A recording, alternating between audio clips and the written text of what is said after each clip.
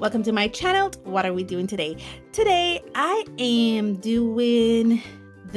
looking at the Mont Marte Watercolor Travel Set Signature. This set was graciously gifted to me by a friend, and to be honest, my friend is a acrylic artist and I am more of a watercolor. So when she saw these paints, she thought of me and I was amazing. I was like over the moon because this was actually sets like these I have been looking at for some years now, and I just haven't bite the bullet to get one. And so that she had thought of this, unbeknownst to me, was incredible. And now, so let's take a closer look at this set. So the Mont Marte Watercolor Travel Set Signature is a tiny travel set that is compact and easy to use. It has 3 layers of long-lasting, and guess this is on their website, guys, long-lasting watercolor disc with a clear mixing tray. Now, I contacted the Mont Marte company because I noticed that there's no color names for these. I mean, it has somewhat of a color swatch here, and it says it has 18 vibrant colors in like 3 different languages, 3-tier portable 3-tier design in like 3 different languages, and the lid with mixing wells in like 3 different languages. I can create, I guess that's their hashtag, join in the fun, sign up for free art lessons, awesome competition, endless inspiration, and plenty of other good stuff. It's non-toxic. It do conform to the ASTM D4236, which means it's safe to use for kids, and this product is not a toy in like 3 different languages. This Mont Marte is actually an Australia brand, so it's licensed by the Mont Marte company industry, which is in Australia, but this particular product is made in China. And that's all I found out about this product. And I've always been curious. I've always wanted to try, you know, the Greater Barrier Reef. I mean, there's 2 nations that has large barrier reefs, Australia with the largest and Belize with the second to the largest.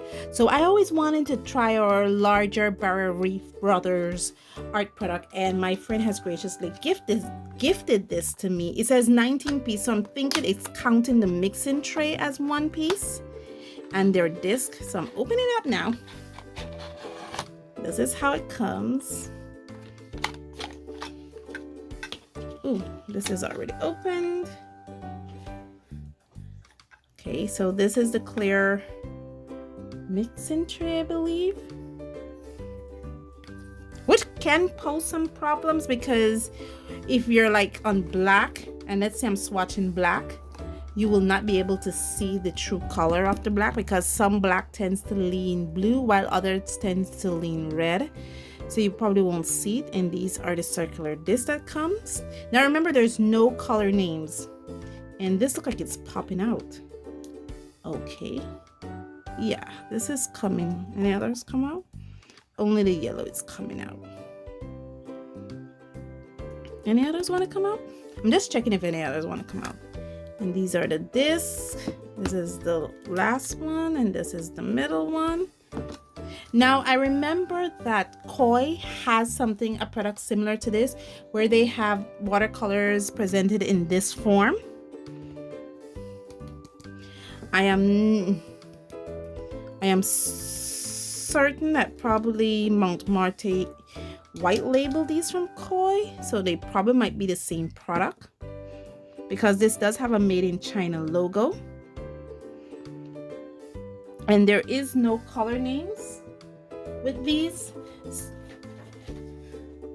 And it does represent, it starts from the white, then the yellow, then this vermilion-like color, then this cerulean-like color, then this pink color, then this green color, and then it starts from the black with this aqua-like color, a violet, another yellow, but I'm thinking this yellow is a bit warmer than this yellow, which is a bit cooler, then this green, which is kind of like a sap green, and an orange, and then it starts from the red, which I'll call a scarlet.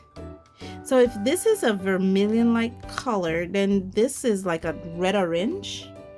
I'm looking at this is a brown, like a burnt sienna. This looks like a raw sienna. Looks like a raw sienna. Looks like probably a burnt umber, yellow ochre. This blue, probably it's ultramarine blue. And then this color, which is kind of like it's yellow ochre. But I'm looking at these, and the colors basically, guys, are all over the place. I wonder if, just give me a second. This is like the first time I'm using these, and I'm wondering if I can probably pry these out and put them in color family, being that the yellow was popping out at me. And I just put it back in. Ah! This is not, no, this was the yellow that was popping out. Yeah. I'm just wondering if I could probably, you know, remove them. Well, thank you so much. Yeah, see, this was the yellow that was coming out because it didn't stick in there well. So I'm just wondering if I could probably pop these out and put them in color families, which would make it a bit easier for me to understand them, don't you think? Okay, so I did try to take the others out, but it's not going anywhere. While working with this one, it actually broke the tip, as you can see there, of my X-Acto knife. So there's a little piece of iron stuck in the side of that. And when I try to take out the white, yeah. Now I'm scared for this piece here because I'm thinking it might cause harm to me. I'm trying to see if I could get out that piece of metal.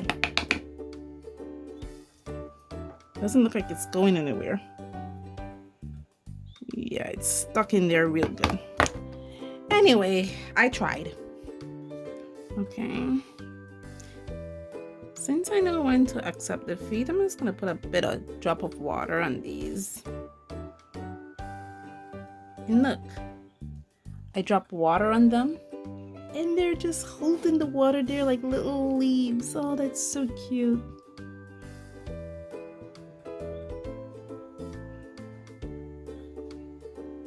I'm gonna work this in shortly. Just want to make sure that each of them get a little bit of water. So I have to be mindful how I'm moving them. Bring you guys in a bit. Yeah. Let's drop more water. This might soak up the water a bit better, being that I cracked the coat on that. Okay. Okay, so I'm using one of my new brushes here. I recently went through one of my brush overhauls, and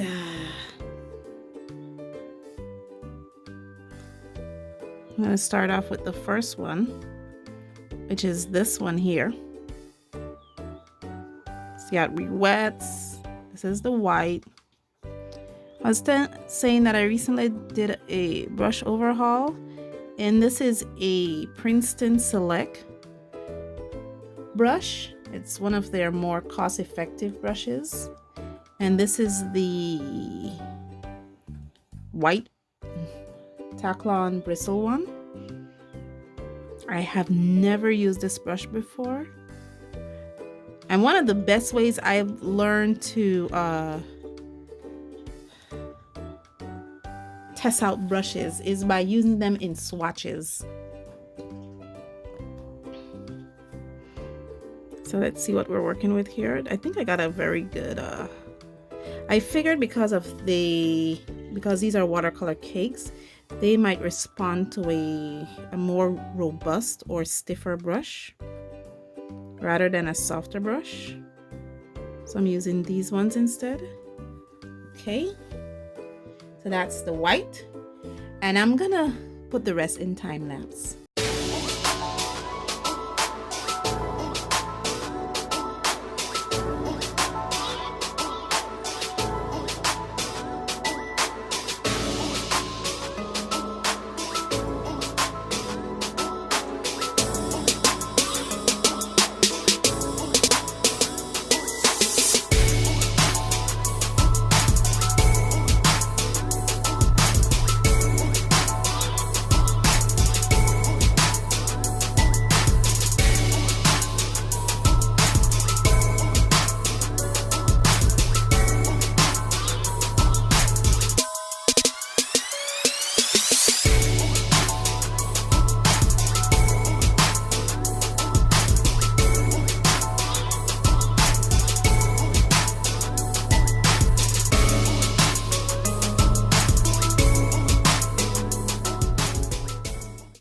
Okay, we are done with the swatching.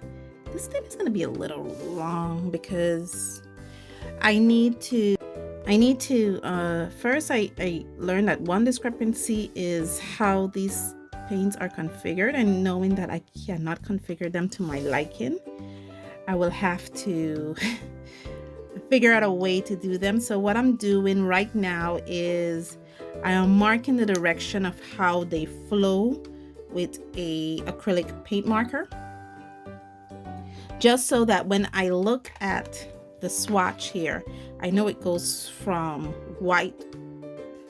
Actually, it goes from white to yellow, then from black to that color. Yeah, just so that I know it goes this way, then this red to that red. I just need some kind of marker. And this is the first tray, and this is the second tray, and this is the third tray. Being that I cannot remove these, because what I would have done if I could have removed these, I would have probably put all the warms together, all the cools together, and then all the neutrals together. So like maybe these three colors, I would have replaced them with the black, the green, and this green. And then I'll put the blues here with the purples, and the reds and the orange here. And maybe remove these colors here, and maybe remove the white, and you know, just configure it to a way of understanding for me. Okay, so while this dry a little bit, let's kind of look at these a bit. As you can see, they're still drying, especially the black, the red, the blue. And yeah, those are the colors that are still drying. Kind of got a speck of red in this color here. But what I can see is that they're really opaque. I am thinking that these colors are mixed with some kind of maybe a pigment white or chalk, because they're not only very opaque, but they're very chalky. Yeah, this is my water. Yeah, look how nice and cloudy that looks. And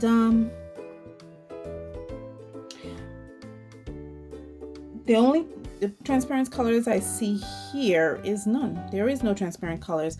I mistakenly put for 19 swatches when there were only 18. Sorry. So yeah, but this is the version that I'm working with. It is interesting, very interesting. I have a play section here, something that I could let me bring you out a bit.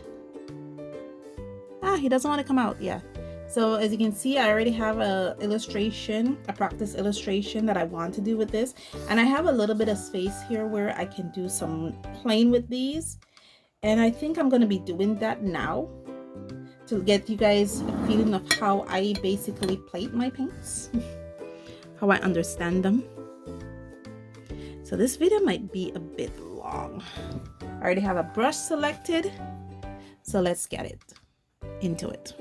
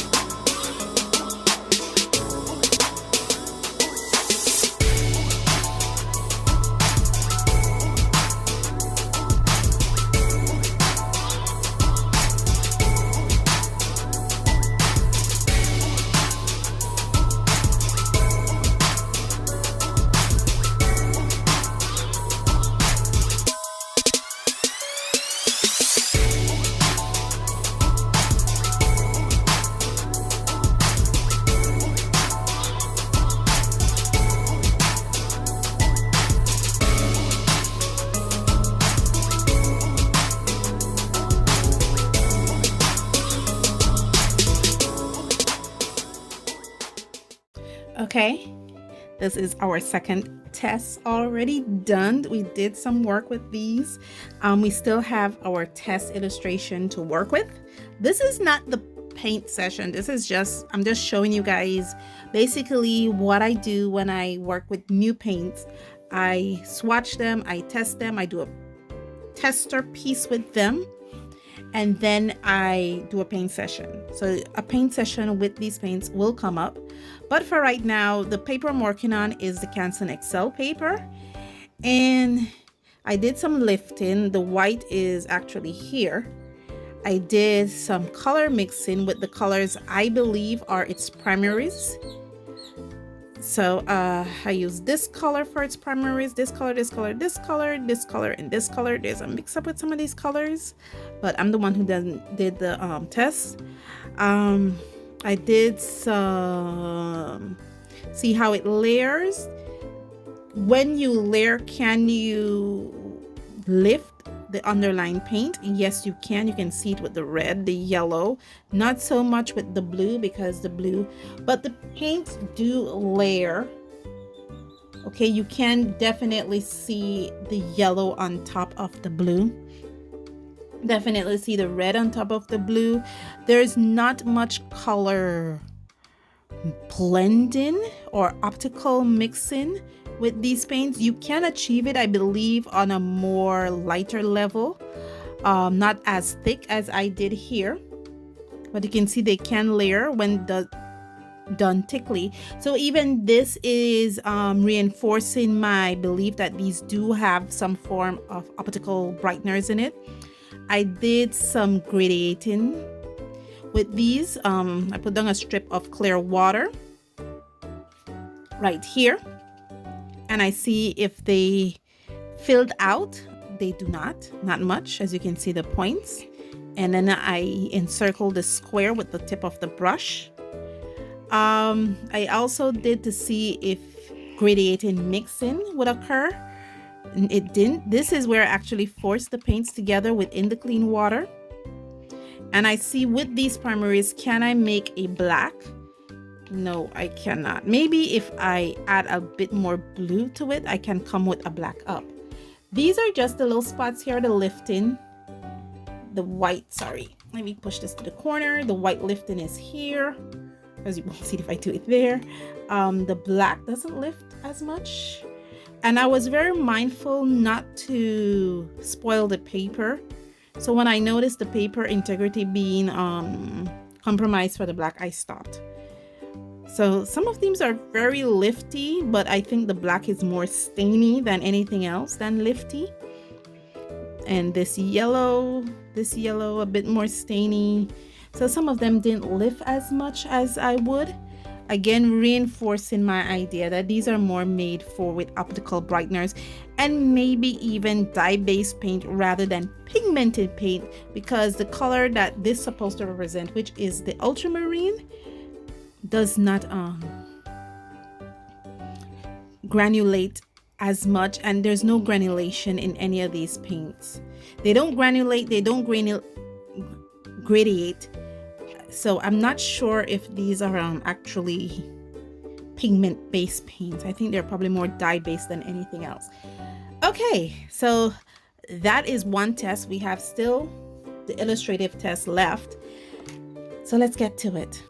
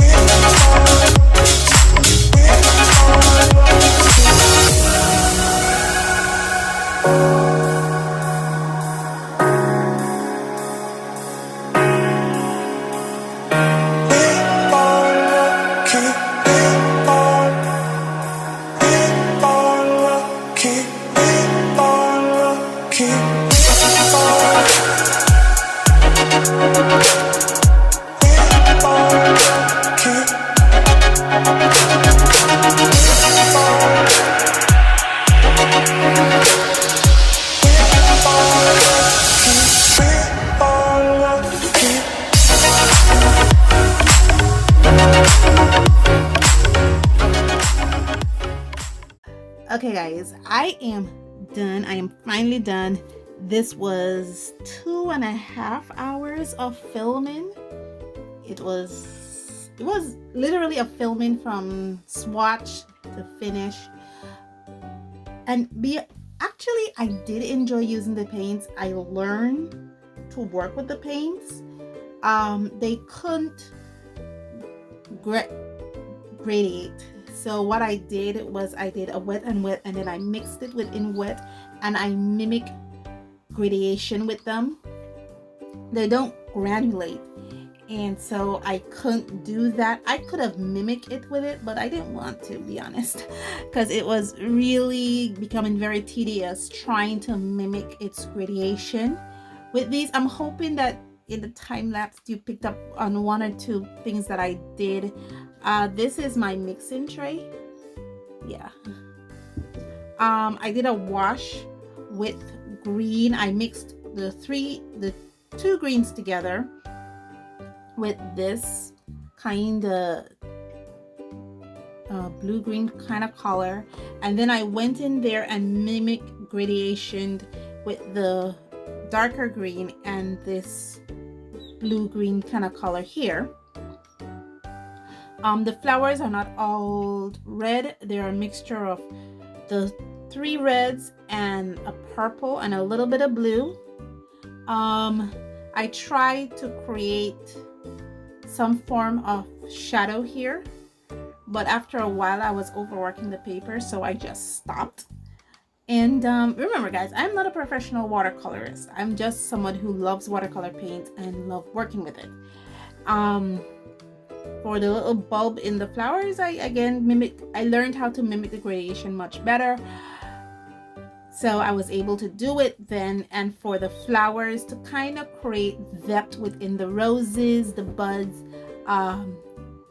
for that I mimic gradation to kind of show that depth within it. That's for that reason the inner parts of it is a bit darker, because I mimic the gradation to kind of show depth.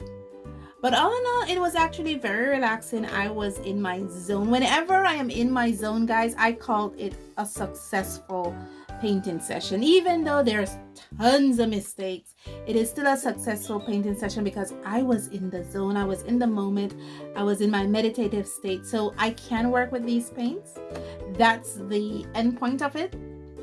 I'm thankful that I worked with more cost-effective paints prior to me picking up these Mont Marte paints. Because of my familiarity with these more cost-effective paints, or chalkier paints I should say, I was able to know how to work with them. Thankfully I did some tests, learn how they mix, learn how they gradate, learn if they granulate, see how they layered.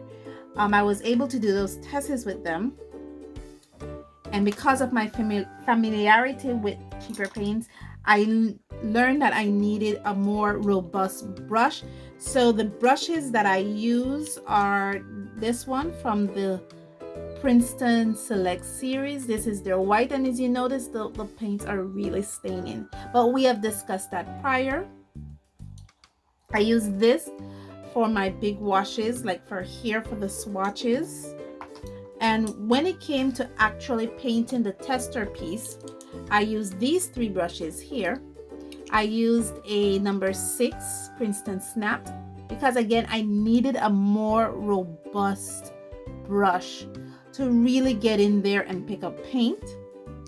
I used the Milan number 14 311 from the Milan 311 series, this number 14 brush, to do most of the big washes, because again I learned that when it comes to your aimed or your purpose, or basically what you want to do with your painting, you need to select the brush size that is equivalent to that. And for the more bigger areas like in here and in here and down here, I needed to use a brush that can hold a lot of water but still have that robustness or that stiffness that I needed with this paint. but the paint that I did the majority of my painting with was with the Milan 311 series. That is a number 10, because I was able to get in there, and it's able to hold, as you can notice, a decently fine point, so I was able to do most of the precision work. But when it came to the really precise work, the brush that I used the most was this Princeton number 6 Snapped, because it was able to hold the point that I needed, and it's a more robust brush. All in all, guys, this was a lot of fun. I learned so much about these paints. I'm not sure, because I'm thinking I could use this as my paint session with it, because I did a fairly good job, don't you think? Let me know in the comments below if I did a fairly good job with these rosebuds, and if I could use this for my paint session. But if it's not, if you guys are like, no, we want to see a paint session, more paint session with these, I do have other illustrations set aside, because, you know, I'm more of a drawer than a painter. So I tend to draw a lot and just leave the paintings there. But there is a paint set aside to do a paint session with these. But I'm thinking I'm done for the day. Thank you guys so much for joining me on this journey. And as always, stay safe, stay blessed, and I'll see you in the next one. Bye. Oh, sorry for the long video.